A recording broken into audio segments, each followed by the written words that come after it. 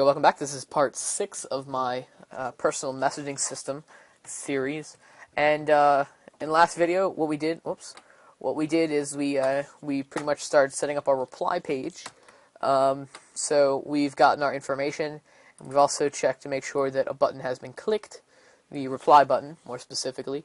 And so yeah. So what we're going to do now is we're going to put in another if statement, which I'm just going to cut out this require for now. I'm going to hit Control X or Command X on a Mac, and I'm going to put in an if statement. So we're going to say if $subject and $content. So what that's going to do is it's going to make sure that a subject and a content has been supplied. So that's a must. And we're also going to put in an else, and we're going to say if it has not been supplied, we're going to say you did not supply a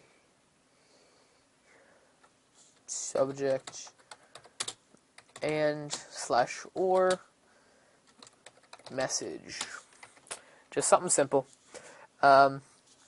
So on the inside of our if statement right here is where we're going to actually use our code and everything, which is where we can actually set our require. So, yeah. Alright. So we're going to create a query now. Equals MySQL_query. And the inside of our query is going to be select star from messages. Excuse me, more. Where content equals $content. So we're going to make sure, what this is going to do is it's going to make sure that the user didn't just refresh the page and resend the message. So the message can only be sent once with the same content.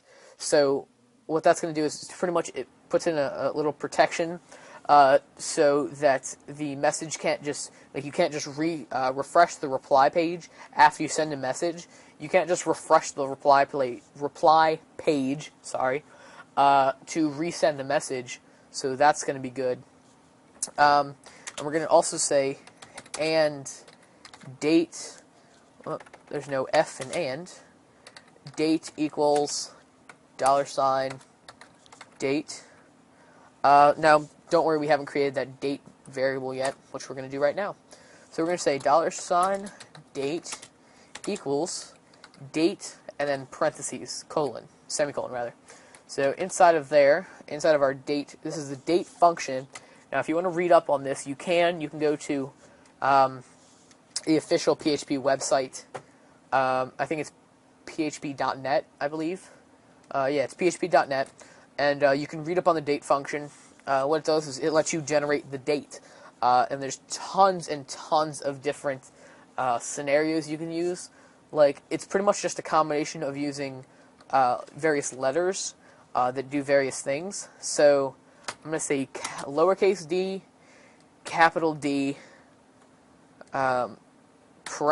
comma, space, capital Y. I think that's what it is. Yeah.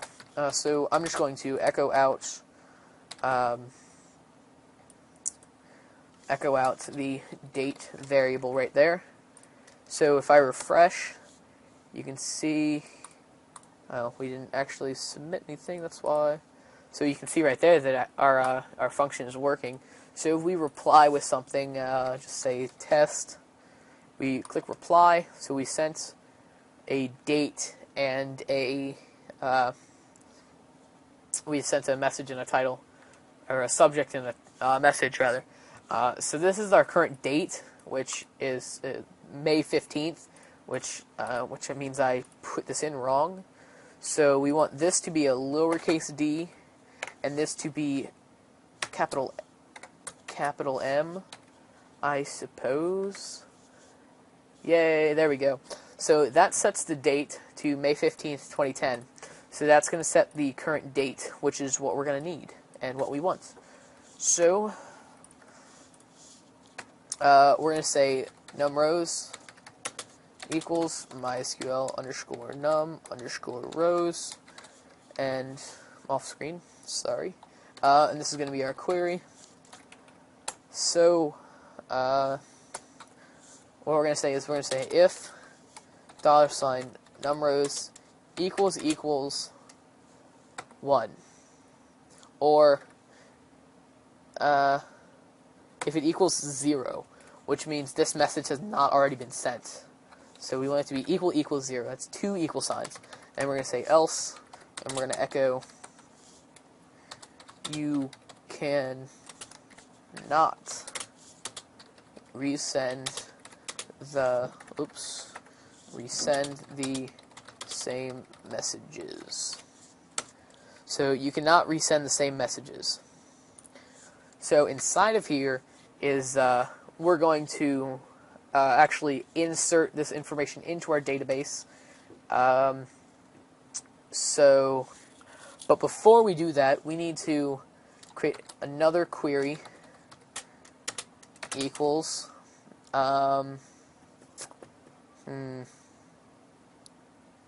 okay, what we need to do is we need to go back to our inbox page, and we're going to create another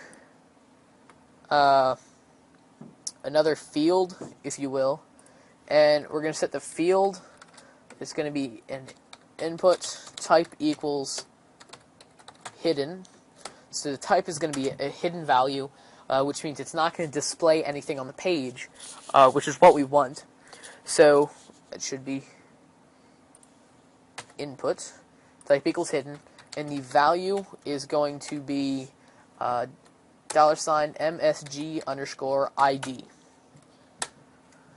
And then the name is going to be reply ID. So we're going to set that. So if we go back to our reply page, we now need to get one more value here. That's our reply ID, which actually I'm just going to keep this as reply ID for the name. So that's getting that, and let me fix that. So what we're going to do is we're going to say $query, and our query is going to be MySQL underscore query, and we're going to select all, let's scoot over some, all from messages where ID equals, and then this is going to be our reply ID, and then we're going to say, and this should be our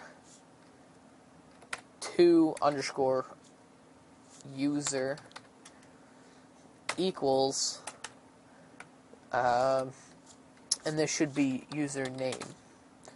So what we're going to do, what we're doing here is, what our query is doing is, it's selecting the field or the row in our table, our messages table, where the ID is the same as the ID from the last the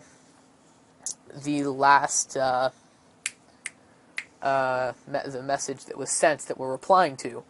And then it's also going to make sure that it has the same username from the sender, so it makes it a little bit more secure. Yeah. So we're also going to say numRows again equals MySQL underscore num underscore rows, and then $query, and once again, if numRows equals 1. So that should be definitely 1. And then else echo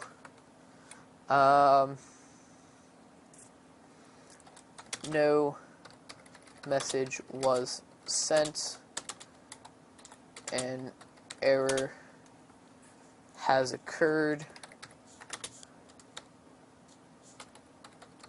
An error has occurred. Yeah, I guess. So that's just going to be a simple message. And, alright. So, I'm going to stop this video here. I didn't get very much covered in this video, but hopefully we'll finish up in the next video. So check out the next video.